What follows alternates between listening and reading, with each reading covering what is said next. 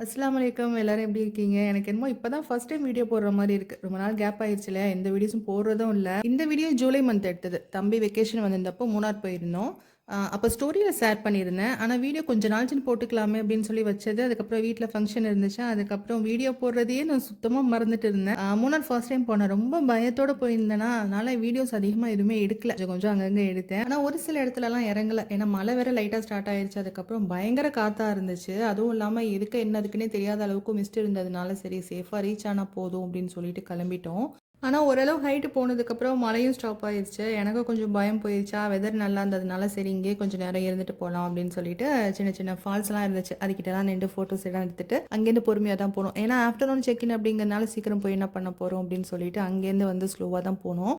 சாப்பிட்டுட்டு போலாமே அப்படின்னு சொல்லிட்டு ஹோட்டல் போனா, போய் உட்காந்துட்டோம். அதுக்கப்புறம் பரோட்டா கேட்டா இல்ல அப்படின்னு சொல்லிட்டாங்க. மறுபடியும் எந்திரிச்சா வர முடியும். சரி இருக்கிறத சாப்பிடுவோம் அப்படின்னு சொல்லிட்டு தோசை நான் ஆர்டர் பண்ணியிருந்தேன். எல்லாரும் வந்து பூரி சாப்பிட்டாங்க. நான் வெளியில போனா எப்பவுமே பரோட்டா மட்டும் தான் சாப்பிடுவேன். அது நம்ம ஊர்லலாம் வந்து உருளைக்கிழங்கு தானே குடுப்பாங்க. ஆனா அங்க பார்த்தீங்கன்னா, சேப்பக்கிழங்கா ஏதோ ஒண்ணு குடுத்துருந்தாங்க. லைட்டா டேஸ்ட் பண்ணா சுத்தமா பிடிக்கல.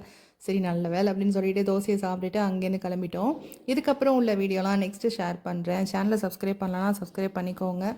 இன்ஸ்டா ஐடியும் ஃபாலோ பண்ணி வச்சுக்கோங்க. அஸ்ஸலாமு அலைக்கும்.